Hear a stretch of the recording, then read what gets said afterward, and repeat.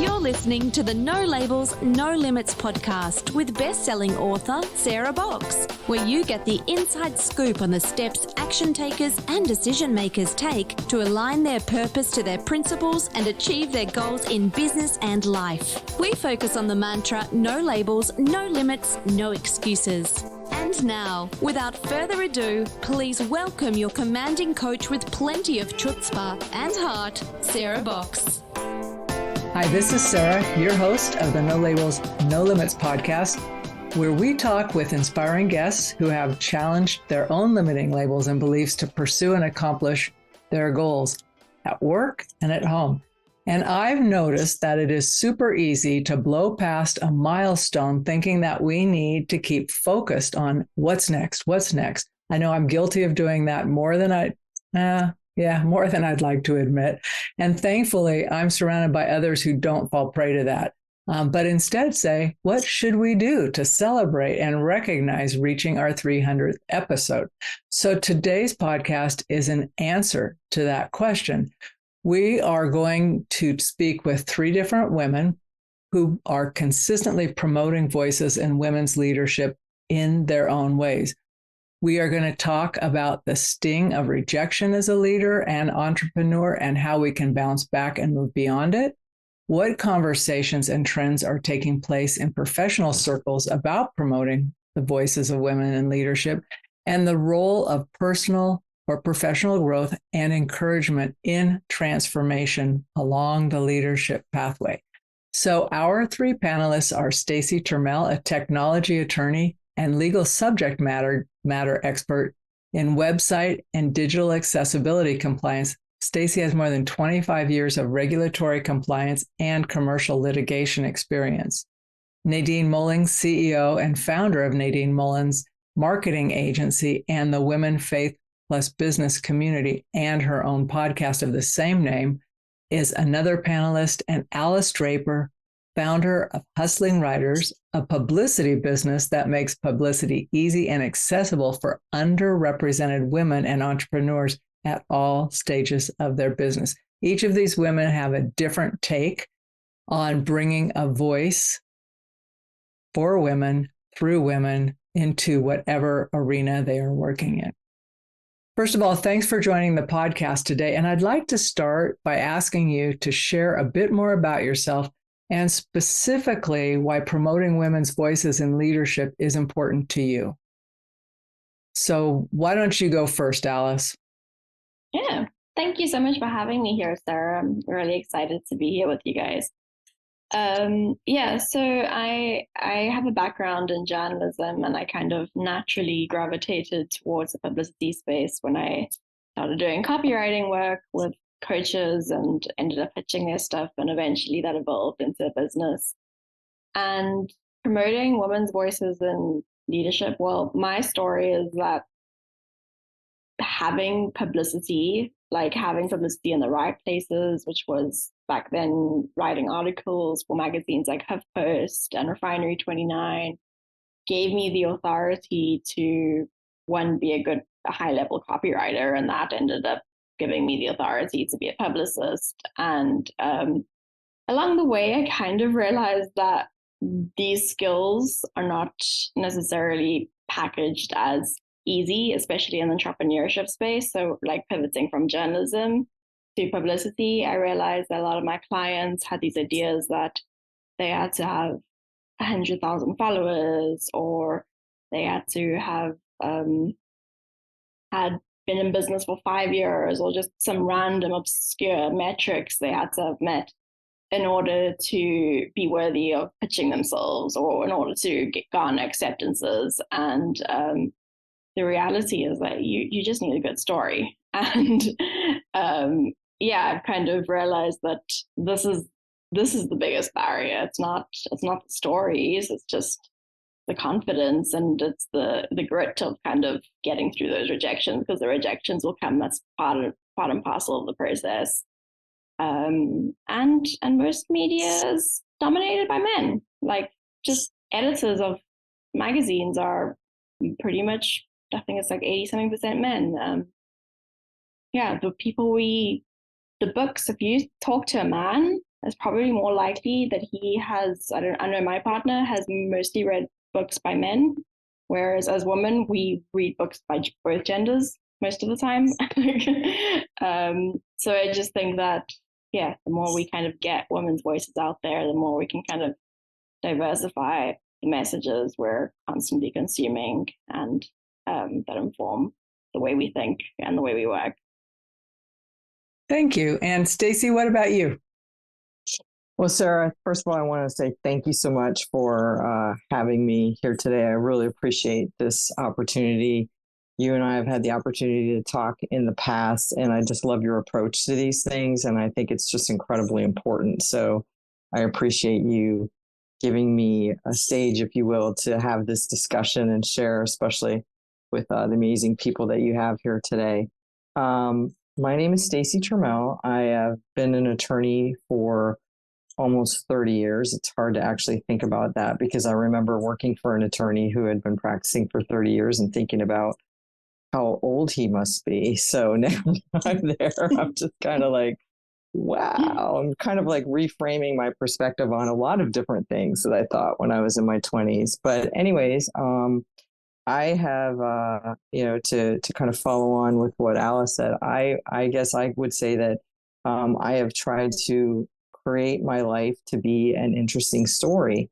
And one of the reasons why is because when it comes to women and the things that women can do, see, be, try, is that I heard a quote one time, which is, you can't be what you can't see. And so I think it's incredibly important and empowering for women of all, places, ages, experiences, cultures, background, race, to know what is possible. And so I'm going to get out there and try to do as many different things as I can. I've been in private practice as a lawyer. I've been in front of judges and been called little lady, back in the day. I've had several businesses, some of which have done well, some of which have not done well.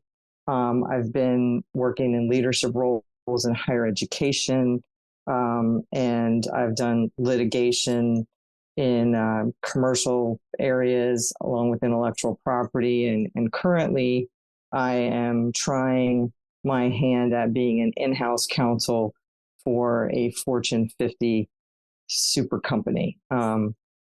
Citibank, which is really cool and scaring the living crap out of me because it's totally different than anything I've ever done before.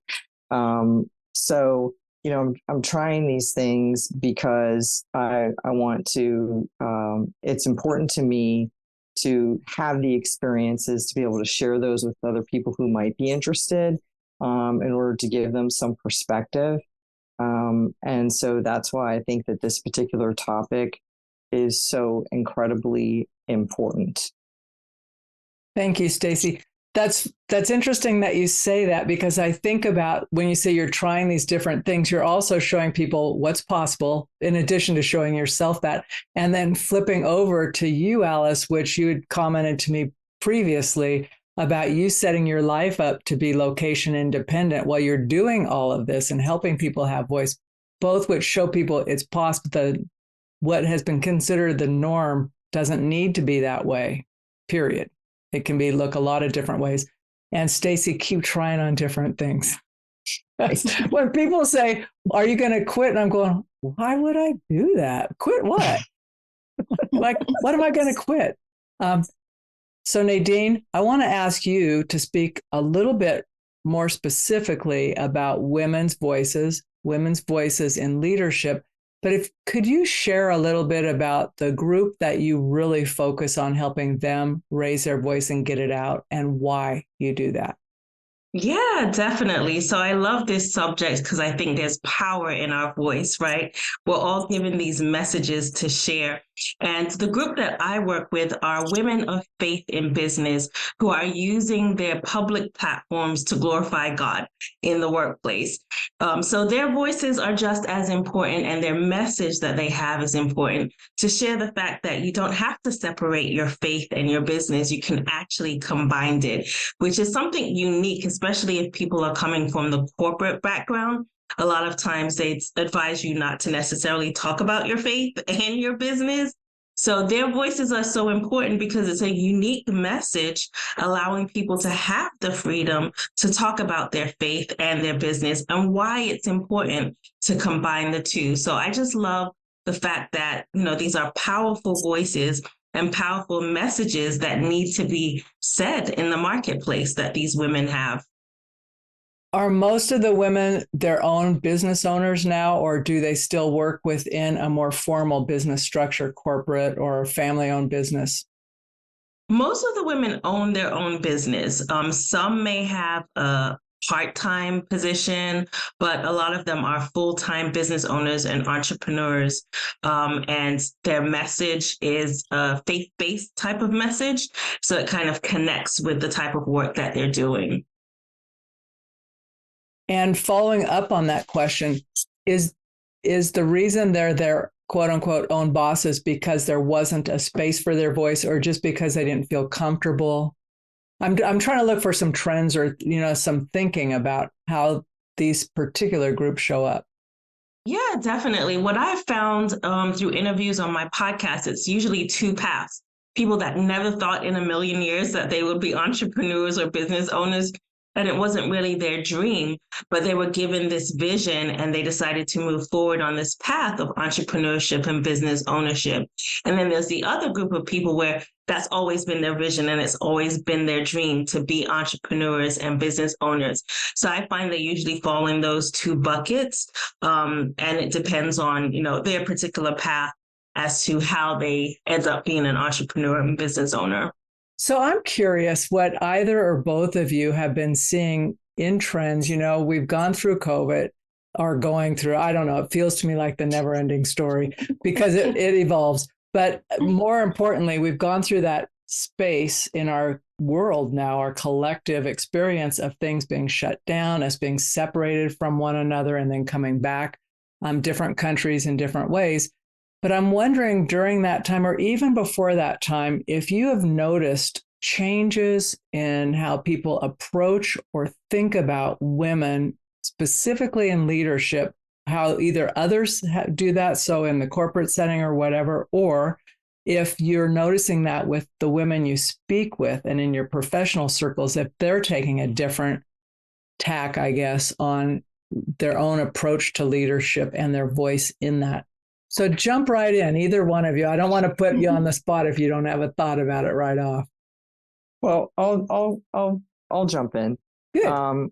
I think that what COVID showed us is that you don't have to be chained to a desk in order to be productive, and that there's all different types of work environments. And I think what has resulted from that particular experience is that we are now entering what I believe to a certain extent is a global employment environment. And so there are certain companies and organizations that are going to source their talent from wherever they can find the best talent. And they've seen some super high performers. And I think women have demonstrated their ability to manage and just kind of jump in and take the lead. If it's with a baby on their hip while on a Zoom call, or, like pushing a stroller while out on a walk, or whatever it might be, or just, caregiving for aging parents, and just being able to multitask as women have always, been able to do. And so those organizations that are sourcing their talent globally are able to capitalize on top performers. And then other organizations that might, have previously been geographically limited in their ability to seek talent are now embracing the hybrid work role or remote work role to a certain extent, and being able to spread their wings, if you will, to capitalize on better talent. And I think that, women have an opportunity here to really take advantage of those, those particular opportunities to show up and be like, yeah, look at me, and I'm here. And if you want to work with me, great, because guess what? There's a whole world out there that I can work with. So, catch me while you can. And Alice, any take on that for you? Yeah, I love everything Stacey said. And I think to add to it, I don't know how flawed my data is, because I started working with women leaders in the publicity space kind of in the midst of the pandemic. That's kind of when it was happening. And as we were sort of pushed into this online world, everything started changing. And I think in leadership, we've seen some drastic trends, like women dropping out of the workforce in bigger numbers than ever before. And that was, I think, a lot of things: burnout, cost of childcare, or having to homeschool their kids during the pandemic. And now that women are kind of seeping back into the workforce, I think women are demanding more than they have before, because there was, the Great Resignation last year, where companies really were struggling to kind of rehire people. And I think that there was more leverage. And I think that a lot of what women leaders kind of realized that the structure hasn't been working for them. This is a structure that has been built for men by men, and having a lactation room and an office. And I haven't been in the structure. I'm piggybacking off the stuff my clients say, but that wasn't enough. And so I think that we're seeing more and more women start their own businesses than ever before. We're seeing women leaders kind of pivot their businesses and their work in ways that demand more visibility than before. And I mean, you just have to scroll through LinkedIn or search an Apple Podcasts to see this. And so I think it's a really exciting time, because I think that more women want to be visible than ever before, and that we're not getting pigeonholed into the roles that society has told us we have to be in. And with that kind of push online, I think a lot of us kind of went and connected and networked with more people than we had before. At least I did. I was meeting so many people from all over the globe constantly online especially in the midst of 2020. So I think that has opened up a world of opportunities. So I think that the pandemic has made it an exciting time for women and visibility. What trends have you seen over the last 5 years in the conversations women that you mostly support and help are having in terms of their own leadership, raising their voices and sharing their voices? Yeah, I think one of the biggest trends is to authentically show up as yourself. A lot of times we've been conditioned to show up in a certain way, especially if you come from a corporate background. I personally come from a corporate background. I worked in a financial institution for 15 years. So when I started my own business, I kind of came to my own business with that same mindset.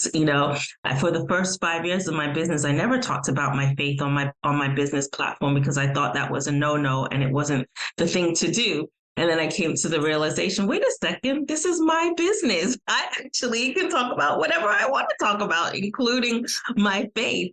So I think that a lot of times that's how people come to the realization, or my clients come to the realization of like, this is my platform and I can use this platform to glorify God if that's what I'm called to do in this season of my business. So hopefully I answered your question, but that's what came to mind when I was thinking about my clients and their voices. You did answer my question. Thank you. So that's interesting. We're talking about raising women's voices. And there were a couple of things you said in particular just now, Alice. So, women have more choice. And I'm seeing that as well. And even people who are super dedicated to their work, they're no longer willing to choose, do I have to be run down all the time? Right. There are better ways for my overall health and well-being. And for that of the people I love, I'm working to not just to deplete myself. So I'm curious, if that's the case and there's more opportunities, then is there a need for raising women's voices in leadership? I mean, it sounds like there's still a pretty big gap, right? And we're on the cusp of this, but I'm curious about that assumption that it needs to be raised. I'm testing the assumption. Yeah. Yeah. I mean, if you still did the math today, as far as, I mean, my company has a female CEO. I believe she's the only female CEO for banks. There's a lot of banks out there. And she's incredibly underpaid, considering the comparison across the gamut of CEOs. So I think if you were to do the math, there is still a lot of catch up to be done. And we need to continue to ring the bell until the catch up is complete. We got a long way to go. So even with the increased voice and visibility in many places, do you still feel, or do you feel women are reluctant to claim their equal value? Are they underpricing themselves is another way of asking that question. Do they go, I can do it like for this much, and because you've got this experience, you're thinking, that's not what the marketplace shows? I think that it comes down to women undervaluing themselves because of kind of what society, it's like a both and, like organizations capitalize on the fact that, and it's not just women, if we're looking at it from an intersectional lens, Black women would be kind of even further pushed down. But if you are, which has been outlawed in many states, but if you are asking employees to kind of disclose what they were earning in a previous job, you're just reinforcing that. And because if they were underpaid in their previous job, they're going to be underpaid in this job. And perhaps discussions about money, salaries, negotiating hasn't been as normalized for women as it has for men. You haven't seen it modeled. And I think that that's a big thing. But on the point of, do women's voices still need to be raised in leadership, even though they're more visible than ever before? As like Stacey said, the numbers or the stats kind of will show you that, yes, I think mainstream media is still dominated by men. And a lot of the content that is being produced by women is almost perceived as for women. Like, this is just your little side hobby that is being produced for other women to read or to listen to or to engage with. There's this perception that a lot of women-run businesses are like lifestyle businesses that are only to cater to other women. And so I think that the more we can get comfortable with making mistakes, failure, rejection, of course, there's a lot of systemic changes that need to happen if we're looking at like big stuff like the news, but that kind of allow us to inform the way ideas are created, the way knowledge is created, the way the world is perceived, to speak in very generic terms.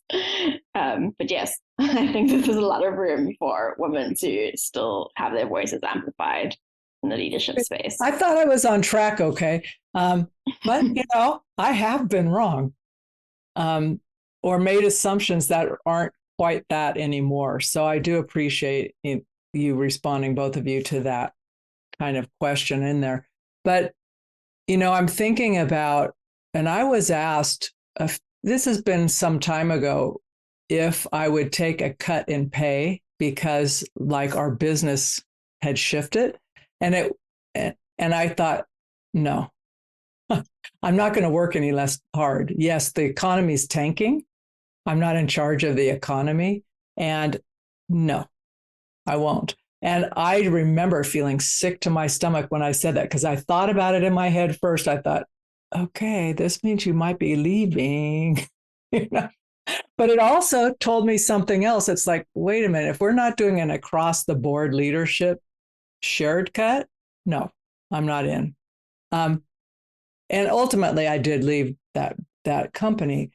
It wasn't for that particular reason, but I realized at that point I had gotten comfortable, and that conversation around value and worth, I thought, who's going to stand up for you if you don't stand up for yourself, right? But that has consequences. Yeah, I think that women in those situations, just like, you indicated you had that sick feeling in your stomach. I think because women, when they approach negotiations like that, they have a more holistic perspective on how everything relates and is going to spring off of that, what it could mean, and they consider everything, not just the negotiation. Yeah. Where, I think sometimes, well, not sometimes, but most of the time, men, this is just a transaction. And this is all, we're not taking it personally. This is just a transaction. And you're going to pay me everything I want you to pay me. And there's no second thought about how it may or may not impact, anybody else around it. It's just, this is just a transaction. And so I think that sometimes is something that is difficult for women to do. And then I also think that just from a cultural perspective, Sarah, is that the whole world needs to catch up to the fact that women need to be paid equally. And so we're having to move the needle, not only with the one who's making the ask, but also the audience who's going to be responding. And so, that's a big shift. That's not going to happen overnight, but it needs to keep moving. So, Stacey, in your experience, when you've encountered either your other professionals, maybe it's been in casual conversations, I can't believe that situation is a unique situation. What do you say, or what might you say to someone who says, oh, I'm going to have this conversation and I hate it because of all the things you said? It's like this will have ripple effects beyond this transaction.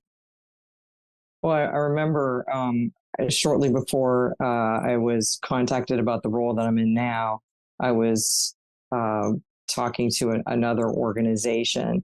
And so they had made an offer to me, and I responded with my counter offer. And then they turned around and withdrew their offer. And I was kind of like, did that just really happen? And I was just kind of sitting there stunned, like, so you wanted a lawyer who doesn't negotiate. That's what the perspective. I mean, initially I was just in shock, and I was just kind of like, oh my gosh, did I miss something? Because we always turn inward and go, what did I do? Right. And it's like, that's something that needs to stop. And so, immediately I was just like, I just sat there, and then I thought to myself, they wanted a lawyer who doesn't negotiate. This is not a good fit. This worked out for the best, but I mean, I wouldn't tell, I'd be lying if I said there was like a good 15 to 30 minutes where I was just like, what the heck just happened? I think if we're talking about like making that ask, you're coming to the table as far as like what what you bring to, and the value that you bring to that particular institution, organization, or company. It's not about, well, I need. It's about, this is what, I've done, and quantify it to a certain extent, and then make the ask, so that's factually based, not emotionally based. And sometimes that's hard, but it certainly, continues to allow you to use those facts to bolster future asks, and it becomes a practice that you can engage in on a regular basis. Well, and for you to be able to pause and say, wait a minute, what else does this tell me? Beyond the fact that my offer was rejected and then withdrawn, the original, what else is that telling me? Right. And I dodged a bullet. Yeah. Exactly. Yeah. I just had a conversation with a gal who, as a favor, this woman is like nationally known. As a favor to a colleague, she went to present to this board. And afterward, the board chair came and said, I think you need to really speak at a much lower educational level. And she said, Sarah, I already dropped it a level. And she goes, I went home and kept thinking, I'd prepared for this, and I kept thinking about it. And what did I do? Like, what could I have done different? And I said, can I give you a different perspective? I said, that was incredibly rude for someone that you drove to even give you feedback in that nature. It should have been, thank you. Would they have said that to someone else? And she goes, I don't think so. And I said, exactly. I said, that was rude behavior. I said, stop worrying about them. But it was that thing like, oh my gosh, it was. And I said, I wouldn't go back. And she goes, oh no, I already made that clear to my colleague who asked. She said, I don't think I'm your people. But it's that knee-jerk response. Alice, listening to that and thinking about the women you work with who are mostly entrepreneurs, and you're specifically working with them in marketing, where it can be tough to want to put yourself out there and say, here's why I fit for you, right? That thing Stacey was just talking about, the value and stuff. When you first start having those conversations, where are women in their headspace about that? I would say it depends on how far they are in business, because if you've been in business for 5+ years, you've built some resilience to rejection, and you know this is part and parcel of the journey. They have been being rejected every time they come up with a new offering or a new launch, and they're reaching out to partners and whatever. So when I say, it's unpredictable, there'll be rejections, it's like, well, duh, that's anything in entrepreneurship. And what I have noticed, because I have worked with some entrepreneurs who are like in their first year of business, is that the biggest barrier, especially if it's like if I'm doing like a once-off package, but they're the ones that are going and sending out the pitches and they're following up, and I just sort of have check-ins with them occasionally, is that this action of sending out pitches, action of following up is really tough. And it's it would be far easier for them if they could just offload this to someone else. And that's because every time you're sending that pitch, you're imagining the other person's response. And I think that when we look at it from a kind of objective level, on the receiving end of getting a pitch, you're like, either don't have time to open this, you don't even see it, or you do see it and you think, oh, I'll get back to that later.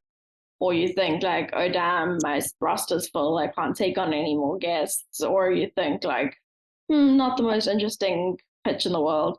But you're rarely going to look at it and think, wow, how dare they, the audacity, unless it's like a very rude, demanding pitch. But I mean, the way they're reaching out is not in that way.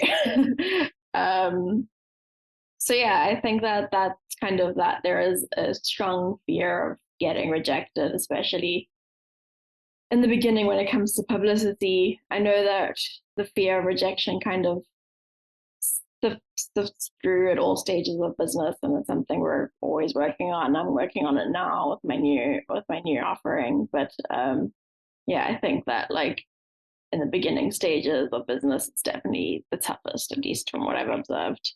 So what tips do you give folks that you're working with? Because clearly you want them to be successful. How do you help? What is a practical thing? I'm imagining someone's listening going, ooh, I think she just described me. What tip would you give them?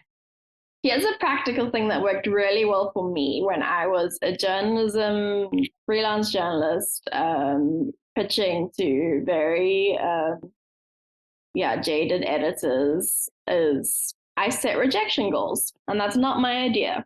I am a part of a network of Facebook groups, and one of them was a Facebook group centered around rejections. And I discovered all of these journalists with decades more experience than me who were writing for magazines like the New York Times and the New Yorker and CNN. And they would put posts up there being like, oh my gosh, I am so excited, I just got rejected from the Paris Review or wherever. And then everyone would comment and be like, amazing, I can't believe the editor actually responded and rejected you. You definitely should pitch them again. And the premise of what kind of this group was centered around was an article, and I think it's LitHub, and it was about why you should set a goal for 100 rejections a year. So I went out and did that. I made my spreadsheets, and this was as a writer, and I put my things and I logged each rejection. I think I got to 58 rejections that year and a bunch of acceptances. So I think that kind of is a way of reverse engineering the process that let me stop focusing on why am I not getting accepted, or imagining the execution of the story and the people I was going to talk to, and then losing all my momentum and excitement when that rejection came in. I stopped forgetting about places I'd pitched. So when an acceptance came in, I was like, oh, forgot about that. So yeah, that's an actionable thing, I would say. And the other thing is, I think, finding a community. So you will find entrepreneurs who are in a similar position to you, and maybe they're trying to land more speaking engagements. Maybe they're trying to network with new people. But I think that if you can find other people who are in a similar position and if you have like maybe a monthly call or chat group somewhere or something, it's just really encouraging to know that you're not the only one going through this. This is a very normal process. Rejections are normal. Rejections are a sign of taking action. So there, I think those are the two tips: is one, set rejection goals, work for me, and two, find a community. I actually had a friend who used to work for a large company, and same thing. She said, oh my God, I was supposed to get a certain amount of productivity, I guess. And she felt terrible because she would get these rejections. And her supervisor said, you're not going to get a yes till you've gotten 5 solid rejections. So I don't care how many rejections you get. Go out and get them. You know, Alice talked about rejection. Stacey talked about rejection. Would you share a little bit about rejection and how that shows up for an entrepreneur, business owner? Yeah, definitely. I think rejection is huge. It's a part of the journey and part of the process, but nobody likes it, right?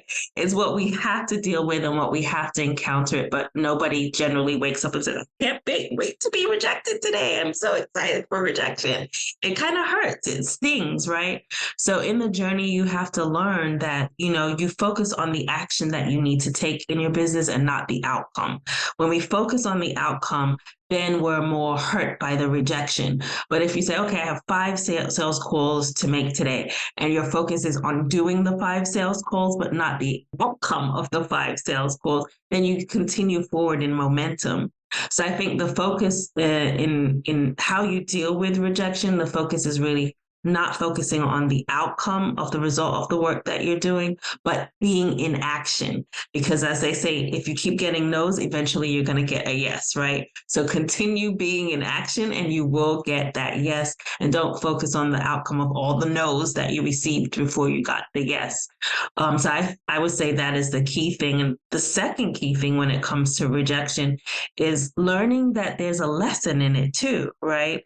So if you are being rejected, did you not explain it properly? Were there some things that you could have improved on? So kind of reflecting on each rejection too, so you can make that a lesson on how you improve for the next, sales conversation or the next encounter.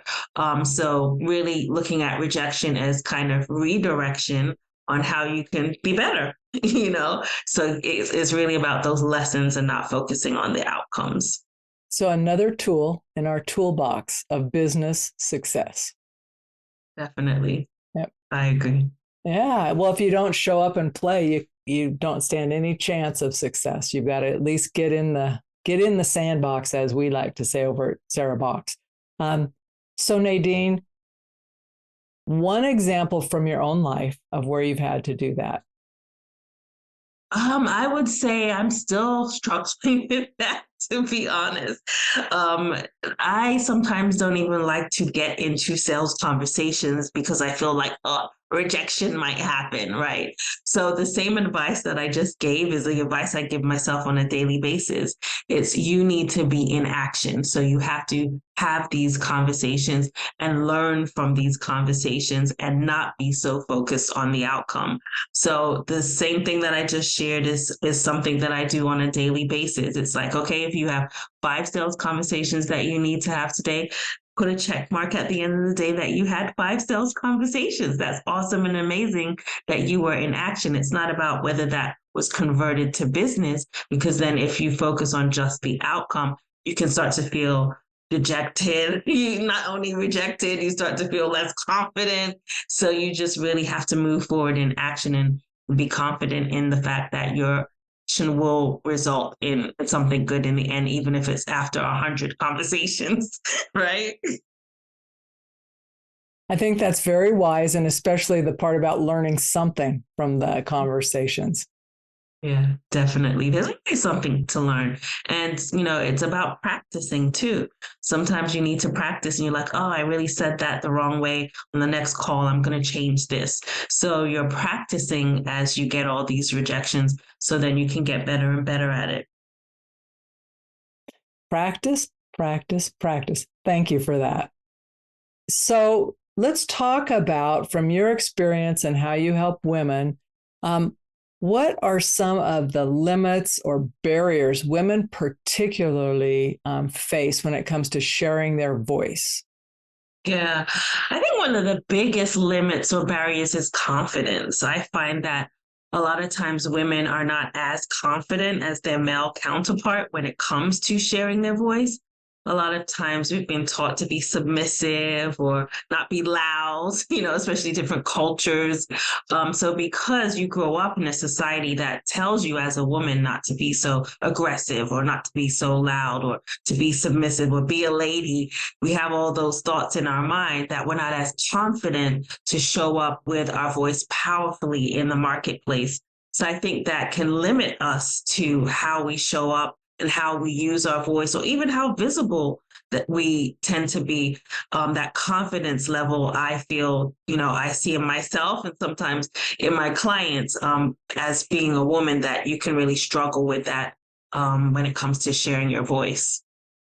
So this is an interesting thing that I've observed. Sometimes people go from, okay, I'm going to be confident, right? But the pendulum swings over. They're overcompensating, right? So they're basically just being loud, right? They're not that confident. So they're overcompensating instead of saying, this is what I need and expect, or whatever the conversation is.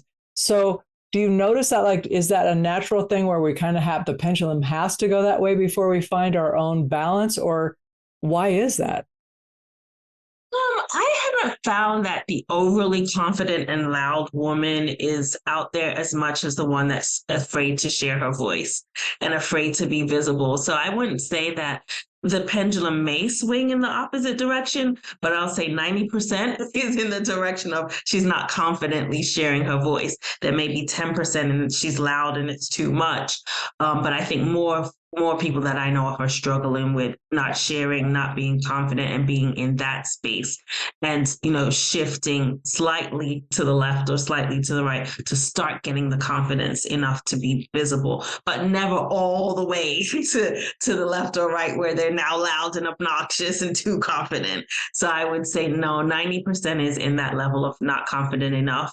And if they do move, it's not all the way to being too confident and being loud and obnoxious. No. Usually the loud and obnoxious from a dead stop is supported by a lot of alcohol. It's like all inhibitions are gone. So now I'm just well, hopefully not in a corporate or business environment. That would be the case. No, thoughtful communication and being clear about who you are and your voice is really the goal there.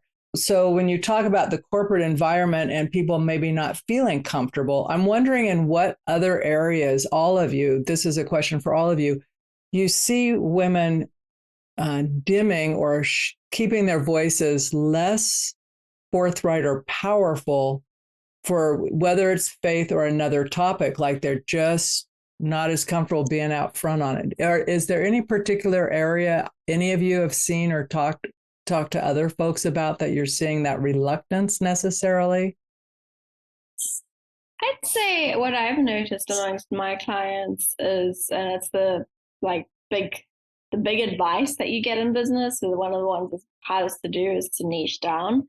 But when we're talking about niching down, it's actually talking to the problems they're most dedicated towards, that they're scared of speaking directly to. So one example is a leadership coach who has male clients as well, but most of the clients that she has are women, and the ones that she loves working with are women, but she's scared of directing her messaging to the problems women face at work, like the gender pay gap, all the things that she's most interested in, because, it's going to make this group of people, the men, feel excluded, and maybe I won't get this business. And this client ended up pivoting towards women's leadership, and her business grew like fivefold within a year. So I always think it's that like scary leap. And another example is a client who speaks about workplace bullying. And specifically, like the thing she wants to talk about is the racism that causes workplace bullying, but she's too scared to talk about that because she doesn't want to exclude her white clients or like make white people feel like uncomfortable about her messaging. And I think also like she's kind of gearing more towards that, and it's just landing so much better. Her publicity is so much better. She's being invited to more events and stuff, because when you're speaking to the thing you want to be speaking to, I guess it really speaks to the problem you're passionate about solving, and you're not kind of watering down your messaging or diluting it to sort of cater everyone, which ends up catering no one often. So yeah, I think that's what I'd say.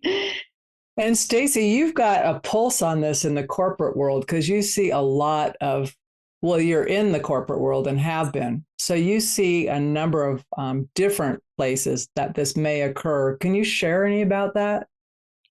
Absolutely. Well, leaders set cultures. So whether that's in an organization or that's you as a leader, what is the culture that you want to set, or what is the culture that you want to be a part of?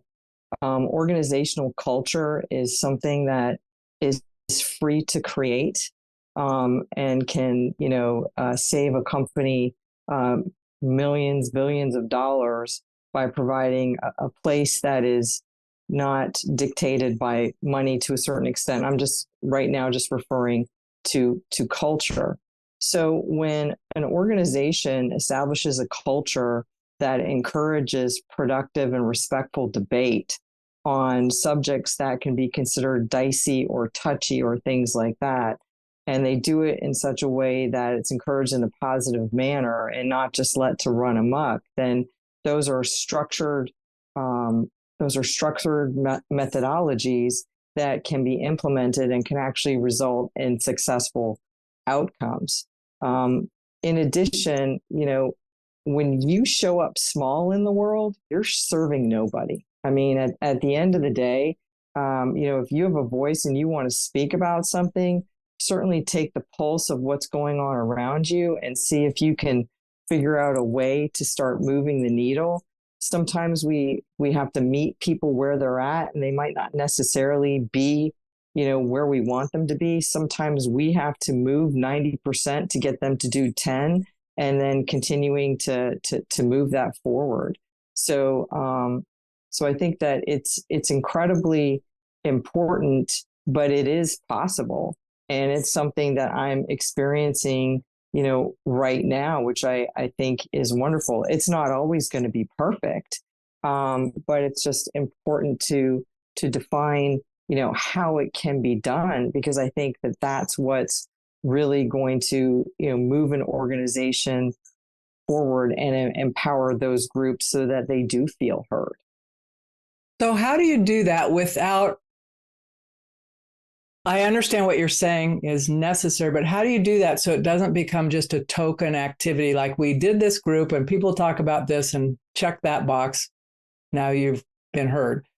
I'm trying to think about how you get people to own it. And that might be part of the 90-10 that you were talking about, but to where people are curious and want to know. Well, I think that it's to encourage positive experiences and to not want to come out of the gate solving all the problems, because I think that that's incredibly unrealistic. And that also, could lend itself to performative, discussions, which is basically we're just here blowing hot air and nothing's ever being done. So, and that's just like an epic waste of time. So I think that what people want to see is just, start off small so that it's something that's manageable. So if you're a leader of an organization, do the research, do the due diligence on what you can do to, open these types of discussions up in a safe and productive and respectful manner. Start with some small things and move forward and see that there's action steps and things are being done that can continue to be built on. Another thing is that when you're able to do that and build on those small action items and keep going, you get to engage the power of momentum, which is when people start to loosen up and actually start to move on the transformation with you, which is incredibly powerful. So it's just trying to figure out what that balance is and continuing to check in with your different stakeholders to ensure that, people aren't just like nodding their heads and they're really not on board at all, so it's doing that active listening, so this is what I'm saying. What did you hear? Because that's not always what I said is what they heard, or making that assumption. And I've learned that the hard way, Oh, my. I mean, it's just like, I'm like, were we even in the same room together? I mean, like what happened here? So I think that's, but people hear things differently, and it's, they're filtering it through their own personal mechanism. So, I know that there's resources out there that can be utilized. And so I would encourage anyone who's interested in doing that to find those resources and find the expertise and the professionals. And that's why they are experts and professionals, because that's what they do. So, and it also depersonalizes it if you're worried about maybe you don't have the expertise to start doing that. It gives you an opportunity to try something out and in a safe space. Yeah, and kind of grow your muscles a little bit with some training wheels. That's the beauty of having someone to walk alongside and help you. So both Nadine and Alice, for different reasons, focus on action as well. And Nadine, I want to come to you first, and then Alice, I'll give you a little space to think about this. But Nadine, when we think about the culture, I know that when you're working with folks either on the marketing end and now in your new adventure, which isn't public quite yet, you start with that. You start with the values and all of that. So why do you do that? Well, I start with that because I believe it's the foundation of success. The key things that I really help my clients with is, number one, purpose. What is the purpose of your business? Starting with the why. I think it's Simon Sinek's book, Start With Why, that has been such a powerful TEDx talk. That people actually buy from companies when they understand the why. It's not really about the product or the service, it's the why. So defining your purpose and having a purpose statement as a business is so important. It's foundational, I feel. The second thing that's foundational is your mission. Your mission and your purpose can be different. So it's slightly different. And having an upfront mission statement, whether that's on your website or on your social media, so people can understand your mission and want to join hands with you in that mission is so important. So your purpose, your mission, also who you're called to serve. A lot of times you're called to serve a specific group of individuals. I think Alice mentioned earlier about niching, right? So if you're called to serve a specific group of people, making sure that in your marketing messaging, you're calling out those people. So really, truly understanding who you're called to serve in the marketplace is important. And then the fourth thing that I find is foundational and needed and necessary is vision, right? What is that forecast 5-10 years down the road? What's the kind of difference that you want your business to make in the world? What is that big picture vision? So I consider all of those things, and also values, as you mentioned, Sarah, to be foundational. If you don't know your purpose, your mission, have a vision statement, know who you're called to serve in the marketplace, and understand your core values, your marketing effort is not going to be as fruitful or successful. So I always start off with those foundational pieces. So what made me ask that question of you in particular, Nadine, is I'm curious, when we don't start there, or if it's at that beginning place or even a review place, when you're coming back and going, okay, where are we at? And thinking about what Stacey just said about having these conversations, if you don't have an intrinsic value, not the forward facing to make people looking at your website think, oh, aren't they cool? They're saying all the right stuff. But an intrinsic value to want to have shared voices or shared leadership or whatever, right? If that's not there, is it possible to create it without it being just a surface, so the topping doesn't just slide off?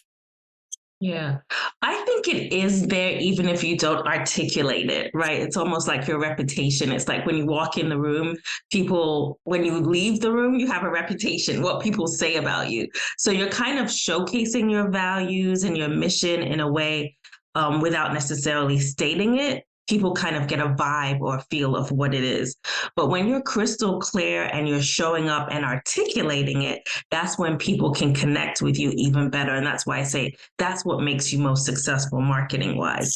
People can actually clearly understand your mission, clearly understand your vision, not just get a vibe of what you do or what your values are, but they know it. That's when they're going to be the most loyal clients. That's when they're going to be most loyal to your brand, when they're connected to that mission and vision and the purpose of your business. But I think even if you didn't write it down, you kind of already have a vibe in the marketplace where people are kind of assuming what your values are and assuming what your mission is. But the better you are at able to crystally articulate it and clearly say it, then you'll attract people more that way. So, Alice, this is why I left you for last, because you in your mission statement publicly say that your mission is to make publicity easy and accessible for underrepresented women entrepreneurs at any stage or all stages of their business, right? So that seems extremely intentional. Did you start with that? And how do you use that to make sure that you're bringing women's voices up and in leadership in their own businesses or in the community? How does your mission drive you? Yeah, that's a really good question. So on Nadine's point, which is like I 100% agree with everything you just said, and I think that those are the foundational building blocks of a successful business. And like you said, the branding, the content we put out lets people assume this is your values. So if you're sharing like a lot of, I don't know, feminist posts, they're going to assume you're a feminist, and if they're a feminist, maybe they'll connect with you.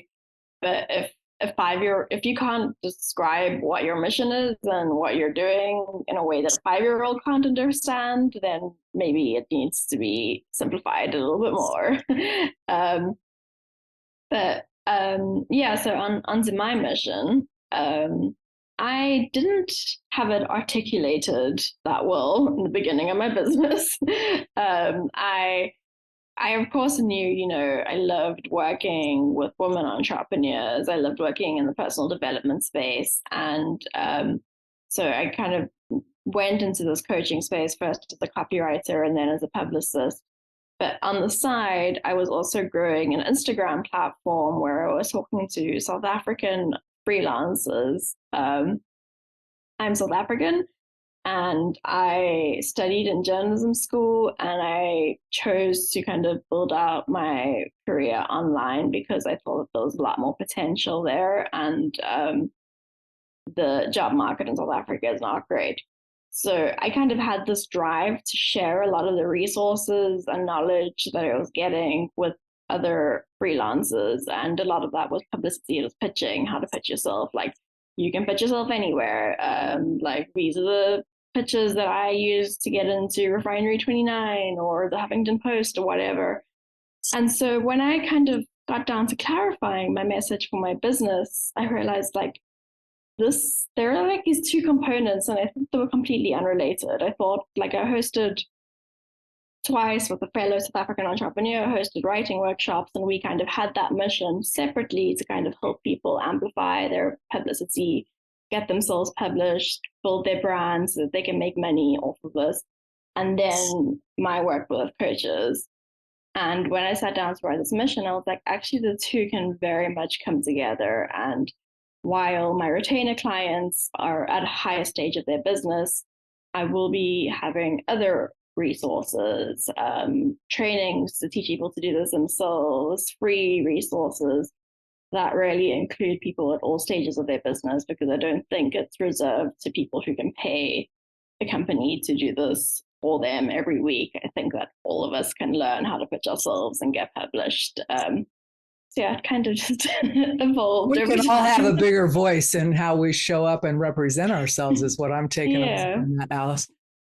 Stacey, I'm thinking about you in particular at this. You are kind of a double whammy. First of all, you are first of all, you're a lawyer.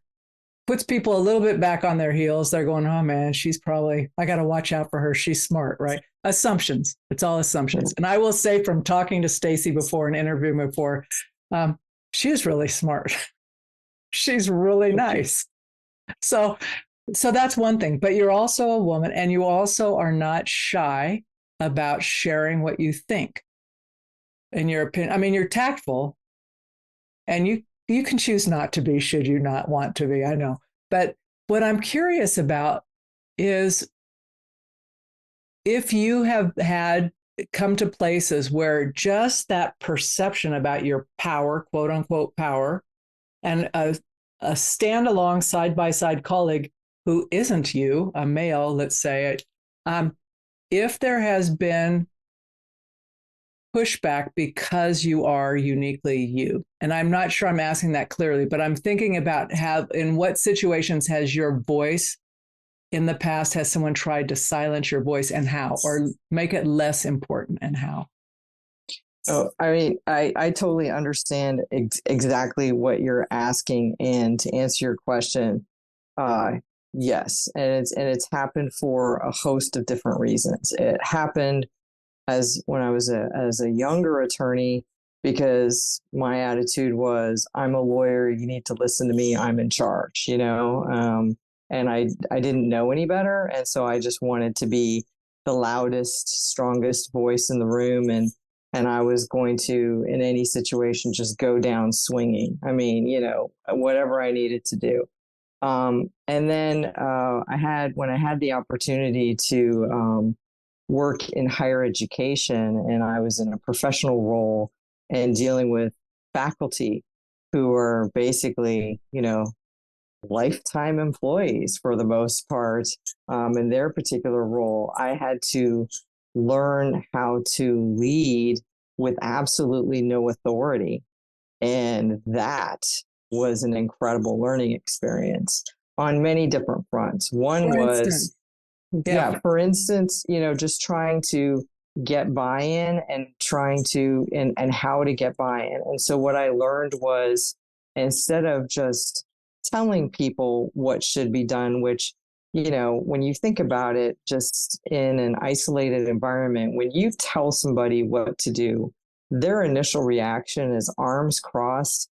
I don't have to listen to you. That's like the natural human reaction. You're not the boss of me. Exactly. No, you didn't. I do not have to listen to you. I'm not going to do it, or I'm going to figure out a way not to do it just because you said I should. And so, I was learning that previous style, while it may have worked in a courtroom, was not really working when you're trying to lead without authority, and you're trying to basically gain buy-in. So I learned the power of asking very pointed questions and using phrases like, I'm curious about this. Could you help me understand, using those types of questions? Or could you please, when something sounded ridiculously crazy, like, what the heck were you thinking? Instead of saying that, even though that was in my head, I would say something like, could you walk me through that, please? So I just understand what's happening. So trying to just, kind of take a step back with a calm voice and ask those difficult questions. And also who to ask those difficult questions of, because sometimes when I'm in a group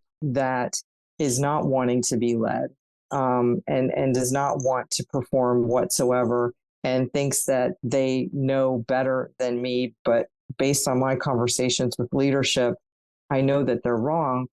I had to ask leadership in front of them a very pointed, curious question, if you will, to have leadership give that answer, so that I'm not throwing that group under the bus, but letting them learn, that they are wrong, but it needed to come from somebody else. So in order to engage that buy-in. So that was a very long-winded answer. But yeah, I mean, there are times that what I've learned now, and now that I'm a senior citizen and I've been a lawyer for a really long time, that there are times and places for me to tell people what to do and be not so diplomatic.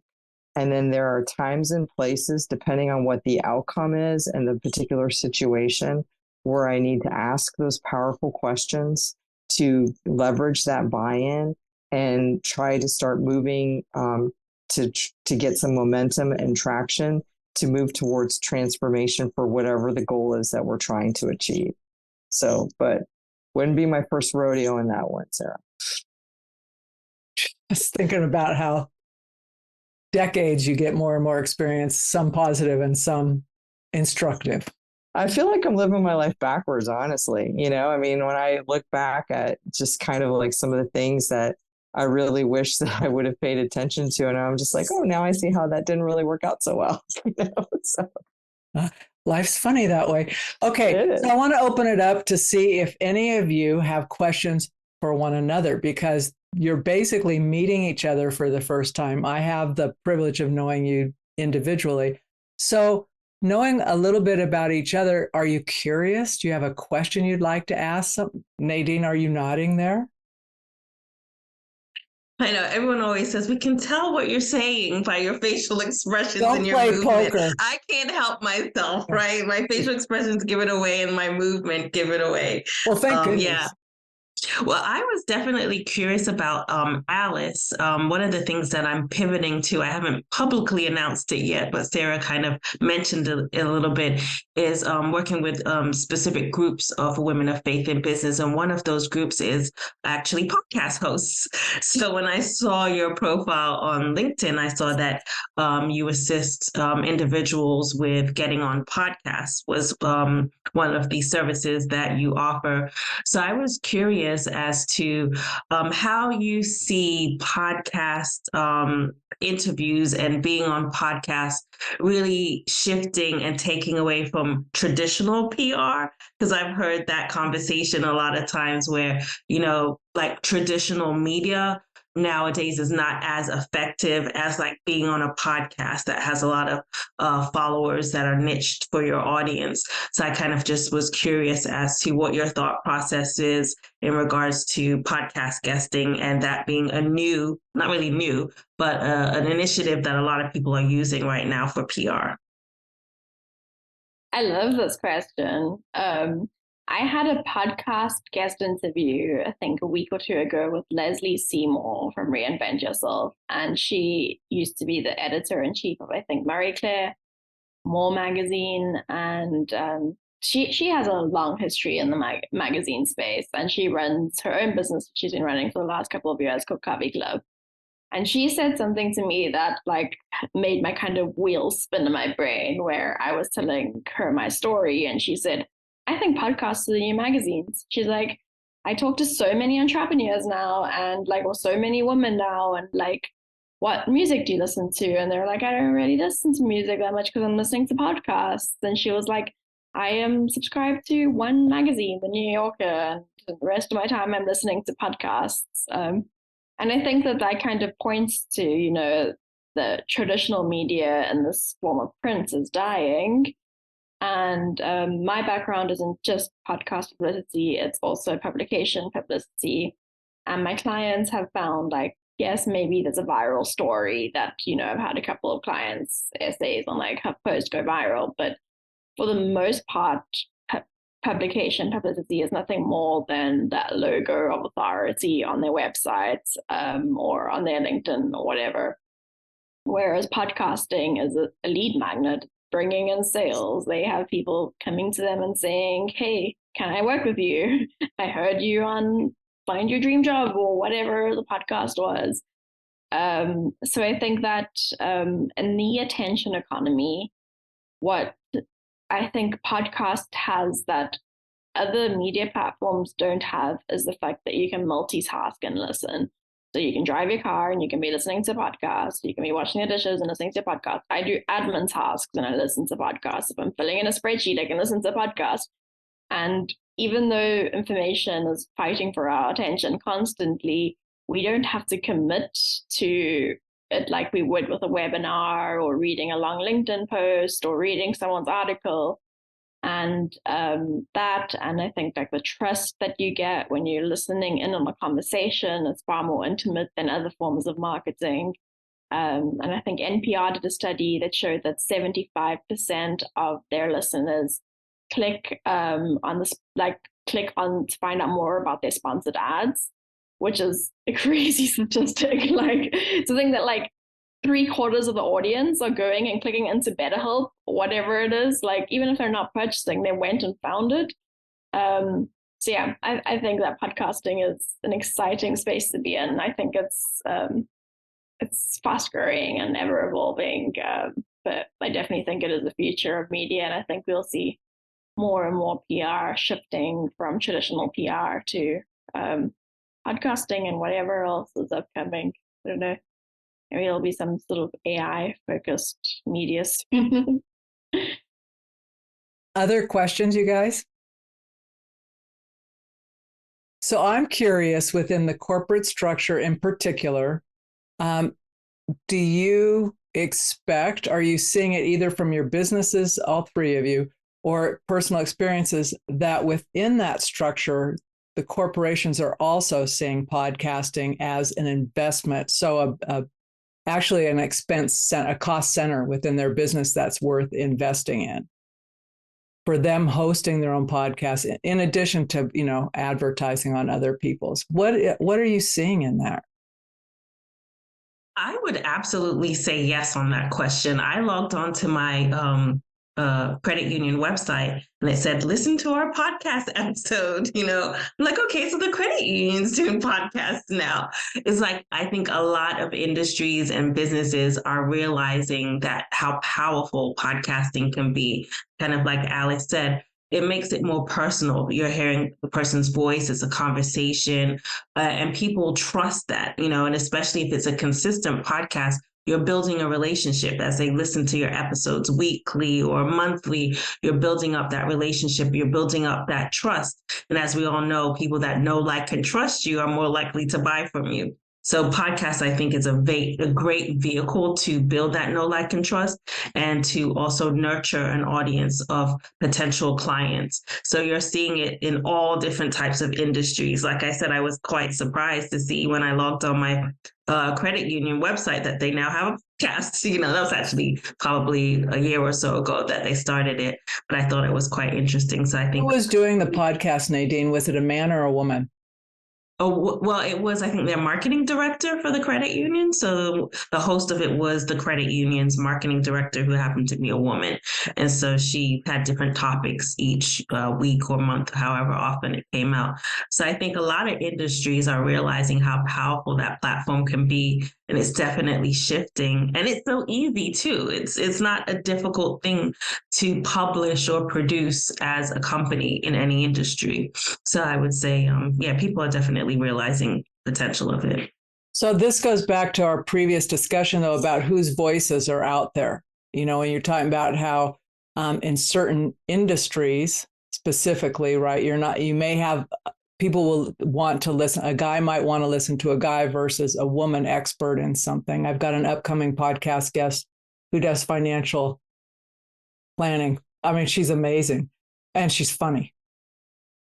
If you can be funny with financial planning, but super smart, targets women, right? Because they don't have anybody who speaks about the things that worry them. And all I could think about is, are you global? Like, are you really doing this beyond your own state, which she is? So that's what drove me to wonder who was the voice of the credit union, because that's a money institution, which often gets handed off to men being the voice, right? Banking. As to your point, Stacey, in terms of leadership within a structure like that. So,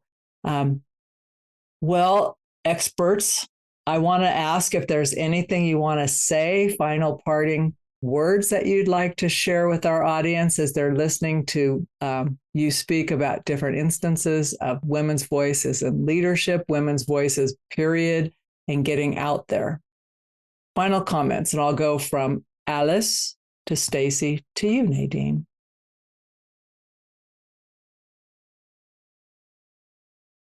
All right, saying, pressure's on. Just to add to quickly what Nadine was saying, I think that I've had a few conversations that definitely support that data about podcasting. So I'm just going to add on to that quickly. I had a conversation with a podcast producer recently who is doing B2B. So he is helping those big corporations start their podcasting initiatives. So yeah, I do think that we're going to see more and more of those big corporations jumping on the bandwagon. But yeah, my final thoughts are that anyone listening, if you feel like your voice or that women's voices should be heard, my recommendation is to pitch yourself. That's what I help people do. So yeah, write your pitch. You don't need to have big metrics or have it all figured out. And I think that what's great about podcast guesting is you can play around. Rejections don't kill you. In fact, no one's going to remember those rejections. So yeah, just get out there and start pitching. That's my end note. Okay, so one tip about getting your voice out and more visible. Stacey, what about you? I would say that it's important to stop to start depersonalizing rejection. I mean, stop personalizing it is what I'm trying to say. Use your words, Stacey. So, we tend to really personalize it like it's some sort of, fatal, dying on the sword type situation. And the thing is that, it's incredibly important to understand that it's transactional. And the way that you do that is by just like, Alice was talking about earlier, you got to do it more.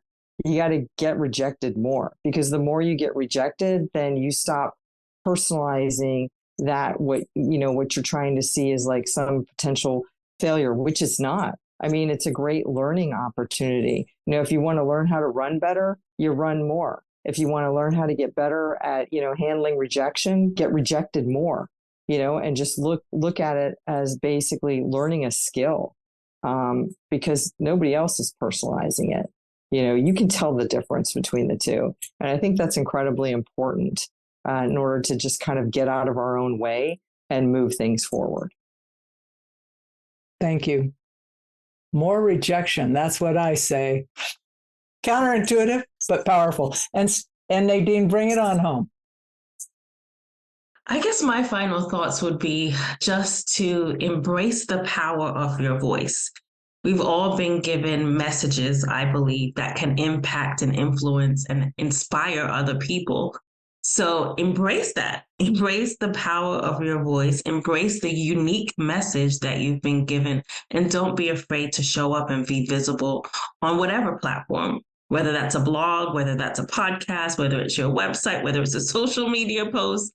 Don't be afraid to speak the message that's in your heart, because it will impact, influence, and inspire someone else, and it creates a ripple effect in the marketplace. So embrace the power of your voice would be my final message.